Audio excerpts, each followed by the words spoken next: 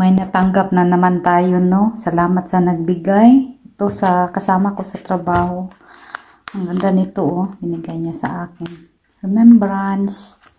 Tapos ito sa kasama ko rin sa trabaho, binigay niya sa akin. Salamat. At saka ito, remembrance sa ano naman, sa boss namin. Hindi ko pa binuksan. Buksan natin, no? Ano lang yan. Hindi yan regalo talaga.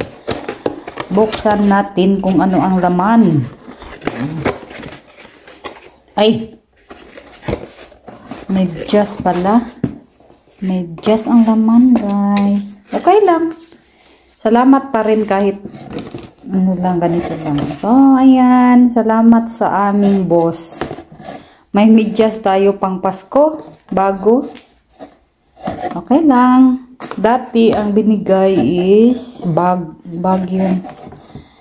To, yung noon naman, ang binigay sapatos.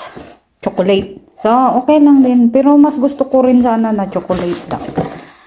Pero okay na rin ito. Salamat. At may natanggap tayo kahit paano. Pero ito talaga ang gusto ko. Ito.